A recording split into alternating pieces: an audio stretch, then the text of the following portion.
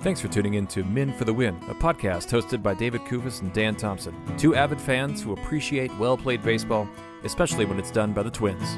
Men for the Win is sponsored by the Grand Group with Edina Realty. Are you looking to purchase a new home in the Twin Cities area? Or perhaps you're trying to sell your current home? Whether you're upsizing or downsizing, the Grand Group with Edina Realty will meet all of your housing needs. Contact the Grand Group by emailing thegran, that's G-R-A-N, group, at edinarealty.com, or call them by phone at 612-817-8751. The Grand Group with Edina Realty, 7-time Minneapolis-St. Paul Magazine Super Agent Award winners.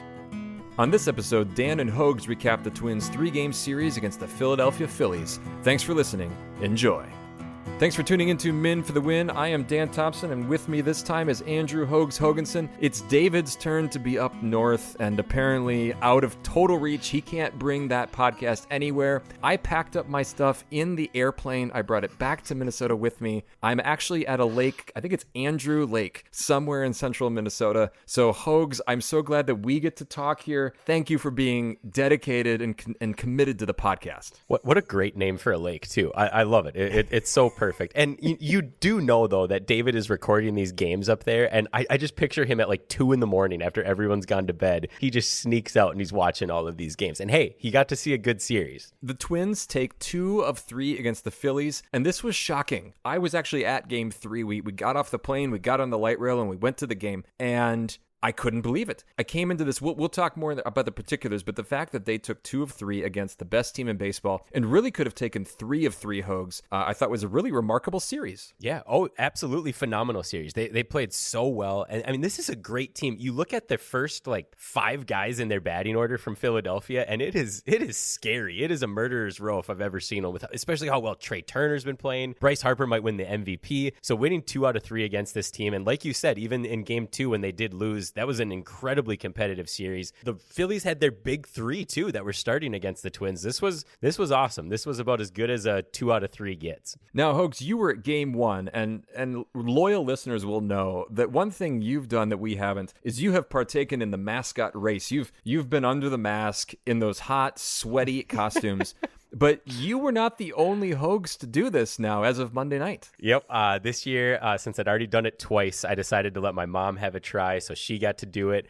It was really fun, and I was trying to think of how to sum up the experience of it. And you know how when you take your kid to do something and they're so excited they can't even keep it in them. They're rubbing their hands together, they're dancing. That's what my mom was like before this race, and it was such a warming feeling for me to get that from my mom to be able to do that. She had an absolute blast.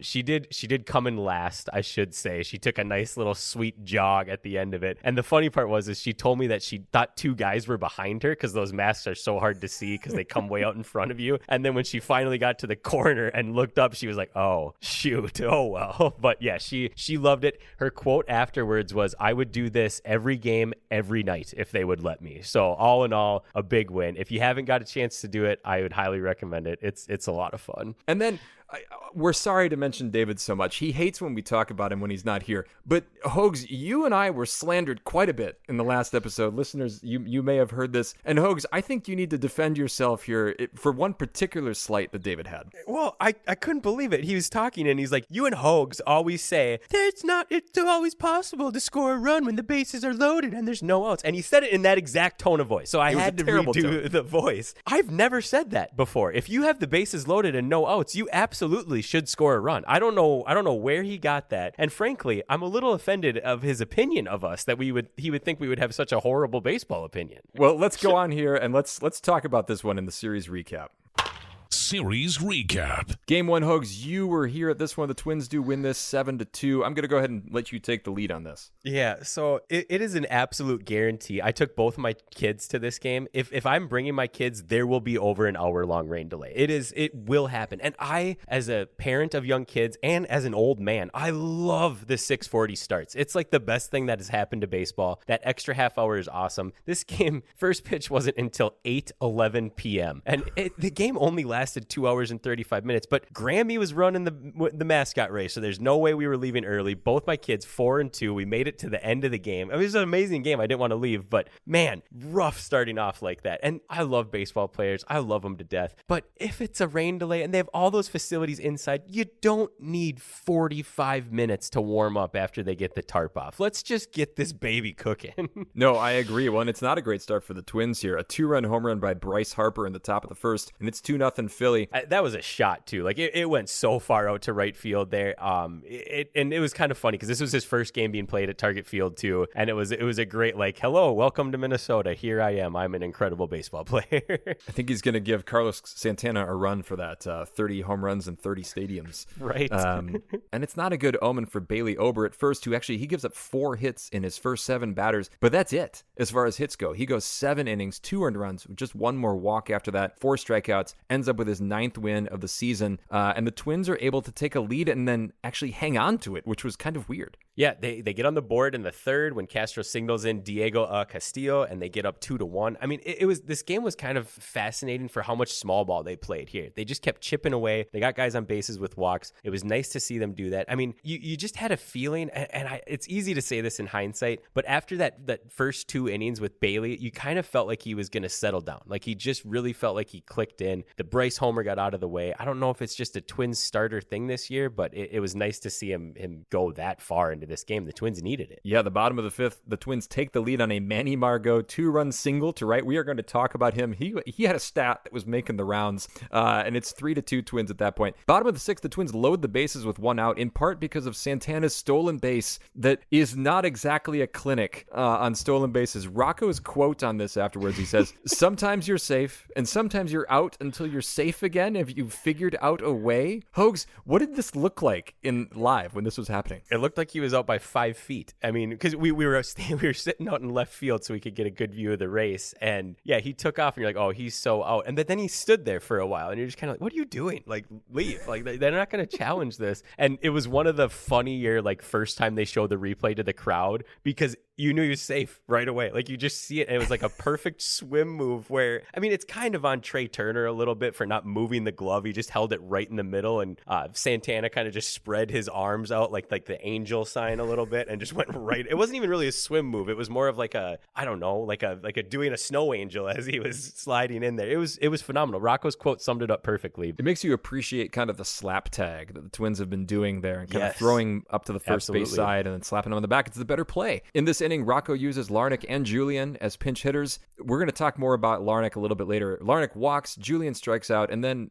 bases loaded, Manny Margot grounds out. So no runs. And it was one of many instances in this series where the Twins just squandered these opportunities with the bases loaded, and you thought they were going to come back to bite them, but it doesn't. In the bottom of the 7th, Jeffers doubles off the wall, Castro strikes out, Buxton grounds out, but Santana, who had a huge series with some huge hits, doubles off the wall, and it's 4-2. And then Cole Sands comes in at the top of the 8th. This is the high leverage Cole Sands version that I think we're going to see more and more here. We were arguing about who it was for a while because I couldn't see it. Since normally I sit like on the other side of the stadium, you can look up at the big screen. I was trying to get my bearings. And yeah, it turns out Rocco decided to go with the high leverage Cole Sands, not the mid reliever Cole Sands or the low leverage Cole Sands. And hey, he performed. And it was a little disappointing because the Twins go on to score 3 more runs in the 8th. Kepler signals Martin home with an RBI. Then they get a walk home and then scoring on a wild pitch. They were just incredibly advantageous in this series. But it was disappointing because one of my son's favorite players is Johan Duran. And I'm like, oh, this game started late. It's dark out. He was warming up in the bullpen. And you're like, this is going to be awesome. And then they score all those runs. And I'm not going to lie, it was a little bittersweet. But against this Philly offense, I'd much rather take the win. But it would have been nice to see that intro with all of us there. And it pitch black out at night. I got to say, one moment in this inning that struck me here. Eddy Rosario Castro is up to bat. And there's ball 4 with the bases loaded. And he just stands there. He's not even, it's like this man cannot count. He can't, he doesn't know how many outs there are. He doesn't know how many balls and strikes are. What is Willie Castro doing? Does he just dance through life? Here's the thing. So I went to the game with 35 other people. Like, we had a huge group. I was sitting right in the middle of them. Everyone's talking to you the whole game. I knew it was ball 4.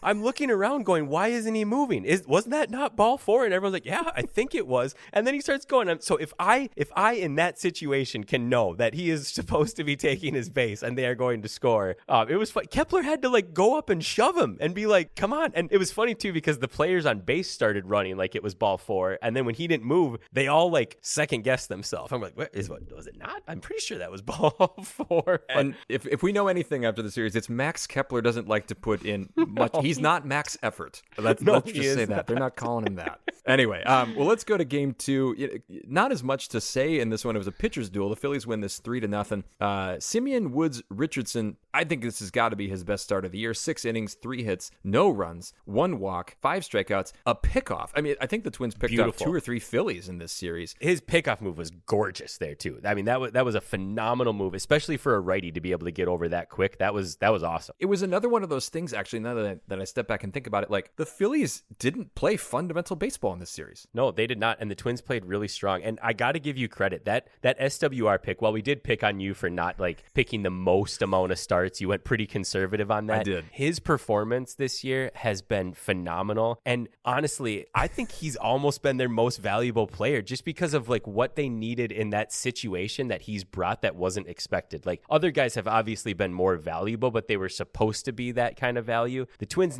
have needed starting pitching, and he has been huge for them. Absolutely. And we're going to talk more about the starters in a later segment here. Blake Wheeler's on the mound for the Phillies. He looked fantastic.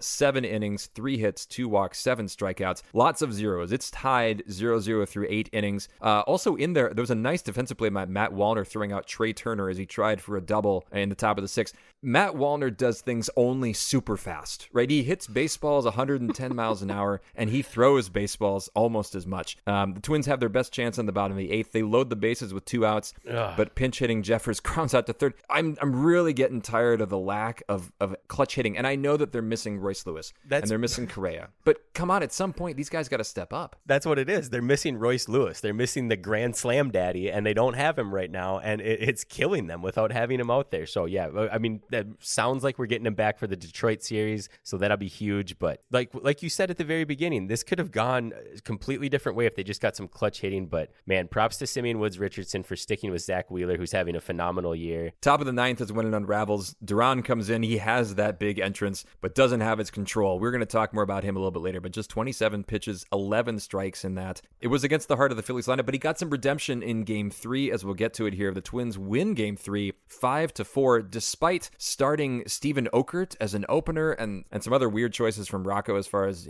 pitcher choices that I'm going to get into a little bit later. But then comes David Festa. David Festa gave us very little indication that he was going to be anything near this effective, Hoges, but this was probably his best outing of the season. Yeah, 4.1 innings pitched, only 4 hits, 1 earned run, 2 walks, and 7 strikeouts against this lineup, and then having to come in with guys on 2nd and 3rd. I mean, I don't understand it. Like, I guess it's probably because you have Harper coming up in the first inning, so you want that lefty on left. I don't know. It doesn't make any sense because you are setting your rookie up to come into a bad situation, and you can make the argument like, well, he didn't want him to face the top of that order. He's gonna have to face them eventually, so why wouldn't you just let him do it with a clean slate? I mean, it worked, I guess, but weird. Yeah, I think that's kind of the whole argument against openers. The Twins just don't do that very often. But ironically, the Twins are the team that score first. It's a towering home run by Wallner in the spot that he likes to hit home runs, kind of that 3rd deck out and right. That's really the only run that the Twins get off Nola, who goes 6 innings, 6 hits, 1 earned run, 3 walks, 6 strikeouts. But they're able to cobble together enough pitching here. Now, the 5th and the 6th, the Phillies do take the lead, a home run by Turner, and then a 2-run hit by Schwarber we're going to talk about that gives the Phillies a 3-1 lead. And then in the top of the 7th, we see the return of Brock Stewart, which was good, but he was tagged with a run largely because Brandon Marsh stole 2nd and then just kind of a soft RBI single over first base. And then somehow, miraculously, the Twins tied this game up. Yeah, unbelievable. I don't know how they came back in this game, too, because the Phillies left a lot of runs on the board, too. This game, just like you said, it felt like a game that they were going to absolutely lose. Cole Sands comes in and pitches again. Great inning, 2 strikeouts, and then they go back to Duran, which I loved this, that Rocco went back to him today, and he shined. He ended up getting the win. Just a phenomenal effort for him. He actually threw strikes today, which was nice to see. So I love that they turned back to him today. Yeah, and the Twins get their runs, 2 RBIs by Kepler. We're going to talk about him later, and a big Santana 2-run double. Those were definitely the stars. One other random note, I don't know where else this is going to fit. So before his plate appearance in the 9th when he was hit by a pitch, Trevor Larnach, I had to look this up because he only has this season 8 at-bats versus left-handed pitching. I don't know how you can be as regular of a player as him and be that protected. That is a remarkable thing that he does. Like, if there's one thing that Rocco pays attention to, apparently, it's the lefty-righty matchups of Trevor Larnach and Matt Wallner. Yeah, and pinch hitting Manny Margot. Yes, they're exactly. Well, we will get to the pinch hitting a little bit later. I think with that, let's go forward into our Puckett's Picks winner segment. Catch 'em all, Kirby Puckett! Puckett's Picks winner. Hoges, I finally get the win with the This one is a reliable player here for the Twins in this series, Carlos Santana. It's such a fun. I mean, you skunked the rest of us. You got 10 points with Carlos Santana. The listeners took Buxton, who got 0. David took Castro, who got 0. And I took Lee, who got 0. So I feel like you should almost get like an extra point for this one. So it's like cribbage scoring. There must be some right. rule that we can apply here. I Did do you have end to up ask, getting the extra half point? I with that did. I then? got the half-point bonus, too, because nobody else did anything. Now, can you explain the logic for picking Brooks Lee? Because David and I were a little confused about that pick heading into this series. So part of it, I think, is because I wasn't able to watch much of the Brewers series because I had a lot of stuff going on that weekend. So I didn't realize how bad of a slump he's currently mired in right now. The other part, that I felt mad at myself when I took the Correa pick knowing that I would get another pick for the IL, and then one of you took Lee in the series before. So it was actually kind of thought out more on like a bitterness scale than anything else. But yeah, I probably should have gone elsewhere. Well, we'll see. With some guys coming back, I would be surprised if anybody picks him here. As far as season standings go, David still has a commanding lead with 17 points. Hoges, you're in second with 11.5. Still can catch him. I actually moved into third now with 6.5, and the listeners have 6. And I think with that, let's go ahead and go into our next segment. Beast versus Bench. Is losing fun? Is losing fun? I went with Max Kepler. I think with his walk-off hit today, that was pretty phenomenal. He actually had a good series before that, too. He went 2 for 3 with an RBI in game 1. He went 2 for 5, or he went 1 for 3 in game 2 when most of the Twins didn't do anything, and then 2 for 5 with 2 RBIs with that walk-off today. He ends up tying Harmon Killebrew and Kirby Puckett for the most walk-offs as a Twins player. It was fun hearing him in the postgame today when he said he's with the big dogs now, but he wants to keep that small dog mentality to just keep getting after it. I love his interviews. He's so articulate, and he has like that little boy, I can't believe I'm playing in the major league still, even after all these years, and I love that from him. It was fun to see him get that. So yeah, I gave it to Max Kepler. Now, I do, though, have one criticism for Max.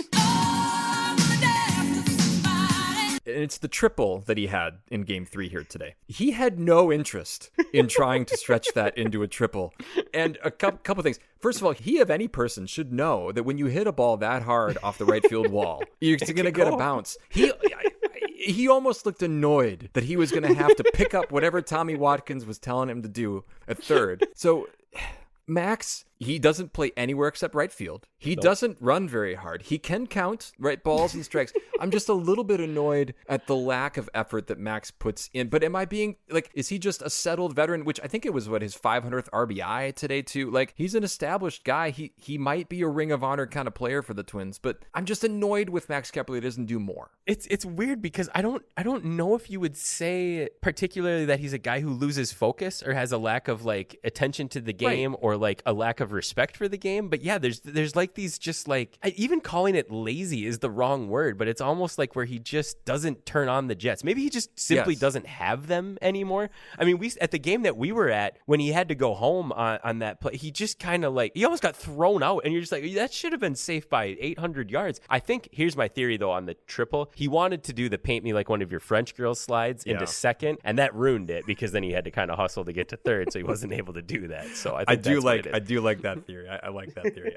For mine, I'm going to go with Carlos Santana. We have maligned him, but he was the guy who came up with clutch hits in both of their wins. The double that he had was it was one of those spots, you sit in left field, and David always likes to sit in left field, so that's where I get the tickets when I get them from him. And it was in that spot that you can't see anything right below you. And there were also a lot of Phillies fans there today, and so I couldn't totally tell what had happened, and I did have to go pick up, actually, to look at Tommy Watkins and see what he was doing. because at least I knew, okay, I saw a windmill. So I thought this must have been good. Provis thought it was out on the TV broadcast. He started doing the back it goes, deep it goes, and it's down. So, I mean, it was very close to a home run. It was also very close to being caught, too. Apparently, I think John Boy tweeted out that it had a 10% catch probability, so it still would have been an incredible catch. But I can't believe I'm saying this, but when Carlos Santana comes up in those big moments, I instantly think double. I'm like, he's going to get a double here. And that's because that's what's been happening. And I mean, the guy's got like an OPS in the 800s now after having an OPS that was about 45 after his first 15 games or something. It's incredible. Yeah, the turnaround that he has had and what he has meant to this team with all these other guys hurt. As far as bench goes, I'm going to just do what Rocco does, and I'm going to put Jair Camargo on the bench because that's where Rocco wants him. This guy is going to spend all of this time watching baseball, and he plays about as much as you and I, Hogs. Your mother was on the field more than him in this series. It's only a little bit of a hyperbole. But my goodness. And when Royce comes back and when Miranda comes back, I think he's probably got to go. But Rocco might just keep him there. Like, just because he forgot that he still had him. It's like he's been pranked by his manager. Anyway, what about you? Who's on your bench? I'm going with Lee. And it just feels like that's the guy I got to go with. He went 1 for 5 in game 1. No one did anything in game 2, but he didn't do anything either. He went 0 for 3. In game 3 today, he went 1 for 4. So just not much production out of him. You kind of wonder if it's a bit of a slump after coming in so hot. He burned me in Puckett's picks too. It's never nice seeing a 0, so I'm going to be a little vindictive and give him my bench. Well, let's move on here to criticize Rocco in the rewind. Rocco's Rewind. I don't even know why does Rocco keep pinch hitting with Manny Margot? Hang on a minute. We could use a pinch. He has pinch hit more than anyone in Major League Baseball, and this is not a joke. 0 for 25. I had the notes in there before this game even started. Like, I need to rant about this. He's 0 for 24. They did it again today. It makes no sense. Like, how do you keep doing it? Like, I get the whole, well, we got to play the laws of averages. This guy does not know how to pinch hit. He's not ready for it. They're going to figure it out in the second half of the season. Not him. He's 0 for 25. He could get hits in like his next 10 at-bats, and you could still be like, this is a failed experiment. Stop. It doesn't work. I can't compete with you physically, and you're no match for my brain. I mean, maybe Rocco knows something else. It ties to the Larnach thing. If you had given Trevor Larnach or Matt Wallner all of those at-bats, surely they're going to get you a hit or two. And Max Kepler, the untouchable, does he ever get pinch hit for? No, Max is always out there. Like, it's just the weirdest thing. You know how when you're watching something and I feel like this guy's never got a hit when he's pinch hitting. And like normally he's got like six of them, just like interspersed. You just don't remember. No, he legit hasn't. It's 25 at-bats, not a single hit. It's unbelievable. And yet Rocco has to know that, right? He has to know he's 0 for 25. Who knows, Hogs? The things that Rocco doesn't pay attention to is a pretty long list. And I think if we went back through the episodes, we would find that. So with mine, Kyle Schwarber. And Kyle Schwarber has that. He's got that Joey Gallo reputation where he can crush a ball, but most of the time he's going to strike out, right? I mean, that's just kind of the guy that he is. Well, don't worry. Be happy. And this is connected to what you just said, because I don't think Rocco looks at the splits at all. Kyle Schwarber, as a lefty, crushes lefties. I mean, 360 something average against lefties, and he's not very good against righties. And so this makes two decisions that Rocco made in game 3 puzzling to me. First, starting with Steven Okert. When I know you're trying to go lefty, righty, lefty, you want him to get, presumably, Schwarber, and then maybe Turner gets on, and then Harper gets out. But when it's really kind of like two righties versus that. So the fact that he thinks that that's a good idea shows there's no forethought there. He's just seeing a lefty and thinks, I got to trot Steven Okert out there. And then later in the game, he leaves Caleb Thielbar in there to face Kyle Schwarber too. And on two fronts, this annoyed me. One, if you look at the charts, Caleb Thielbar threw a sweeper low and away 3 times in a row. And on the third one, Schwarber, shockingly, crushed it for a big 2 RBI hit that gave the Phillies a lead. Rocco needs to be better about looking at these splits. No, tell them put it backward. Tell them to turn it around. I love that right there, because that was your version of ranting. That is literally the thing that ticks you off more about the Twins than anything else. And if you just listen to the tone of your voice there, you would be like, hey, we're up at this lake and it's going to be 80 degrees all weekend. I'm really excited about it. But no, you are feeling about that. Attempt to be a gentleman.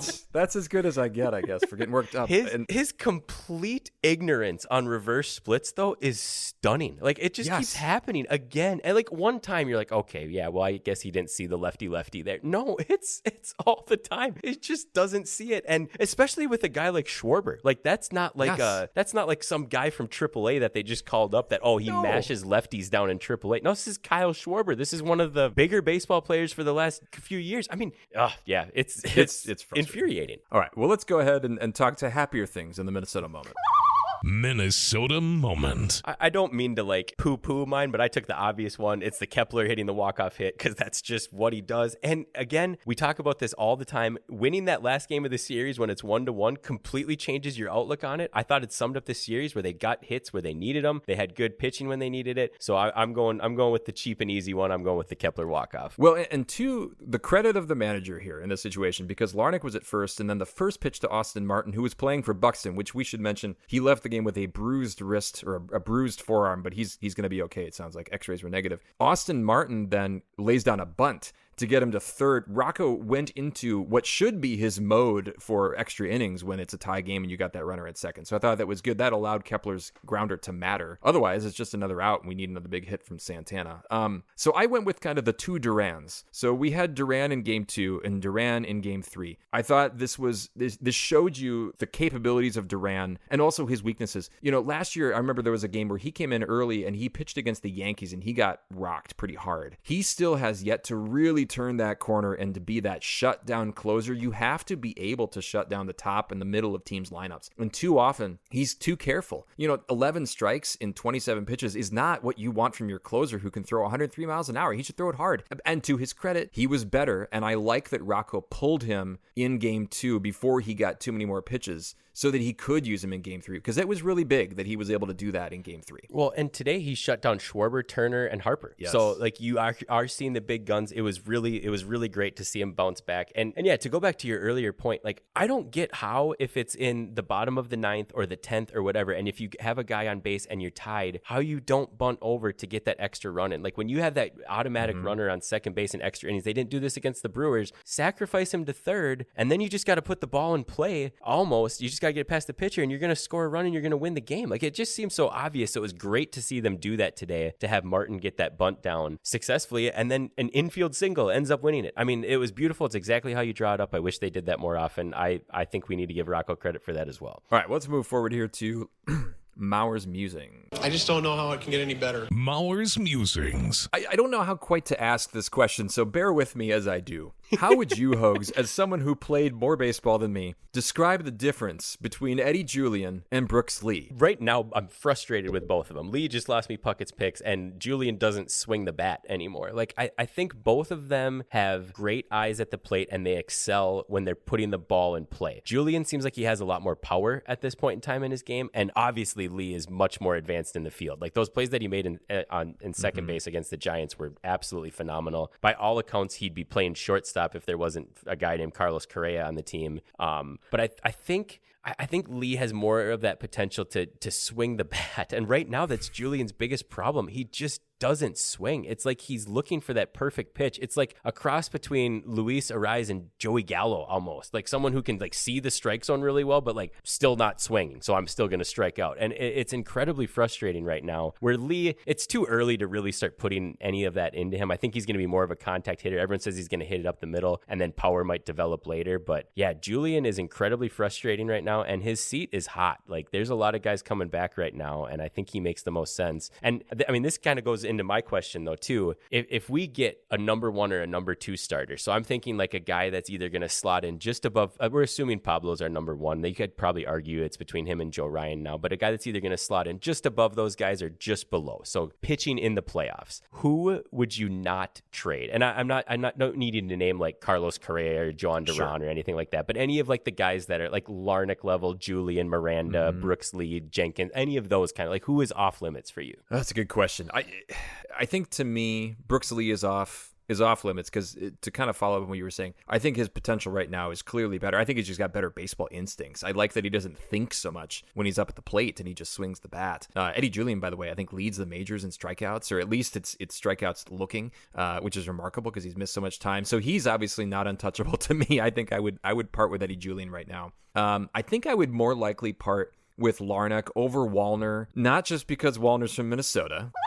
but also because I'm intrigued by his ability to just crush the baseball. Now, he might become Joey Gallo. Like, I don't want that either, but I'm intrigued by that swing. That swing is so amazing. Other than that, position-wise, I feel like you can trade a lot of those guys, but then we're not diving into the prospects pool, and I just wonder if that's what it's going to take. One of your top 5 or 6 prospects potentially to get a rental starter. Yeah, and I think I would do that outside of like Walker Jenkins. I don't want to give up at all. Like he's too His high name is on Wally. that list. Wally Jenkins. Yeah, sorry, Wally yes. Jenkins. Yeah, Wally Jenkins. Like even guys like Festa, I'd almost be okay with parting with. Like Kirilloff too.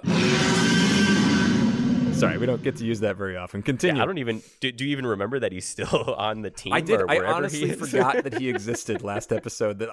He was still on the injured list. I'd give up quite a bit. Like I'm really excited about the team this year, and I know because of like the ownership refusing to pay any more money, it looks like it is going to be a rental guy if they get anybody, where he'd be a free agent after this year. But there's a lot of guys fighting for a lot of those outfield spots and a lot of those infield spots, and you got to think that they have enough capital without touching. I think Miranda, Lee, and Jenkins are pretty much who out of that prospect pool that I'd say don't touch. You got to think we can get someone. I think so too. And actually, if people want to read more about it, Gleeman has a really good breakdown on The Athletic, just about kind of what a rental might look like and how that probably is a better option because it would cost less in prospects, and the Twins don't really need starters for next season at this point. Well, with that, Hogs, I think we should move on here to our series grade.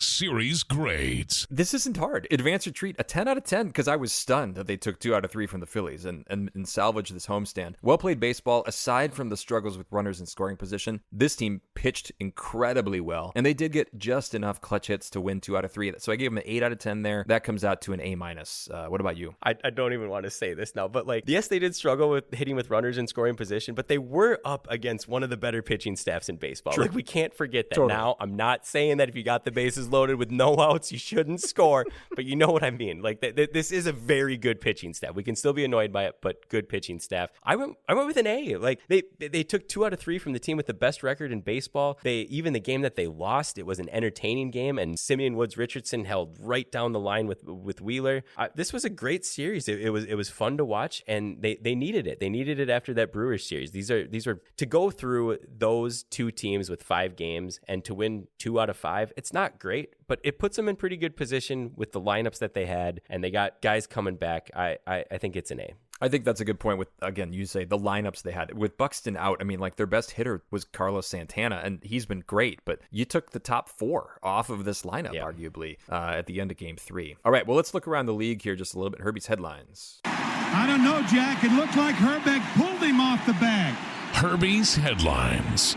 Really just one note I wanted to touch on here, and Hogs, I don't know if you saw this, but Bobby Witt Jr., who's going to get MVP votes, and he may get all of the MVP votes or more than anybody else. Earlier, I think it was on Monday night, the Royals are up 9-3, and he's up, needs a single for a cycle. He gets hit by a pitch by the Diamondbacks pitcher. Salvador Perez was furious. So mad. Now, is this on purpose? Is this an accident? Where does this fall in, like, the baseball decorum here? When you're, again, it's a 6-run lead for the Royals. This is one of those funny instances where I'm kind of on both sides. Like, there's no way the Diamondbacks did it on purpose. And so later on in the game, I think at the next inning, the Royals ended up hitting a Diamondbacks player, and the Diamondbacks manager was furious, just absolutely furious, because they ended up tossing the pitcher because they issued warnings after the whole Bobby Witt thing. And he comes running onto the field just mad. And what he said afterwards is what he was yelling at Perez was, we wouldn't hit the best player in the game in a 6-run game when he's going, we wouldn't do that. Like, why would we do that? That doesn't make any baseball sense. And I agree with him. There's no way they did it on purpose. However, I loved that Salvador Perez got that angry about it. And it's great, too, because he's like a 6'3", 250-pound dude. And just... I'm not dead. Still very much alive. He's like 55 years old. But if you're Bobby Witt Jr. and you see your catcher get that heated about you getting hit and the whole fans are going nuts, you have to love that. Like, yes. and even this is old school and it's not right. I love that they hit him in the next inning. I love that part of it. I love the Diamondbacks being mad, saying they didn't do it on purpose. It's stupid and a little bit Neanderthal of me, but whatever. I love that part of baseball. And the Royals are right there with the Twins in the Central standings and also in the wild card. They're both 5 games back with Cleveland with this Detroit series coming up. So let's go ahead and make our picks for that. And we'll see you tomorrow night. Puckett's Picks.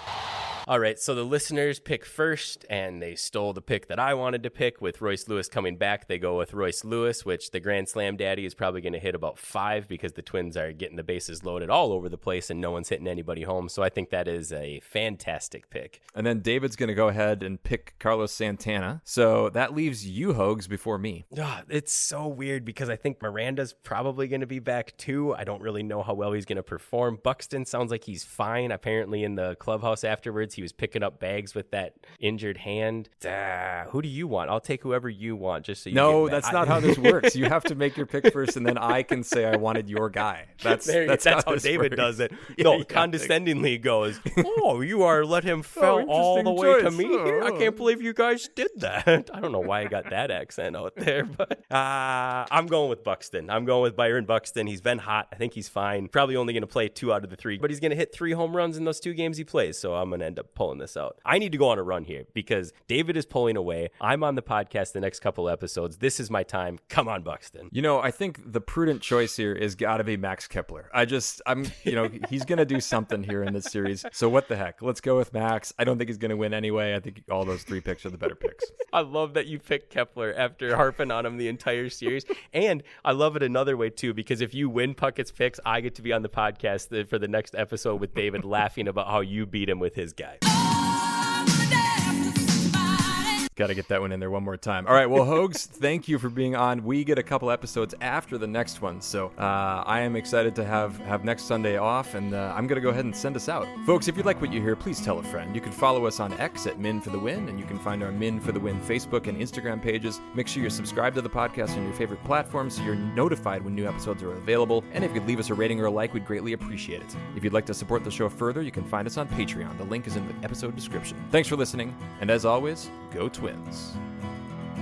That'll wrap up another episode of Min for the Win, a podcast hosted by David Kuvas and Dan Thompson, 2 avid fans who appreciate well-played baseball, especially when it's done by the Twins. Thanks so much for listening, and as always, go Twins.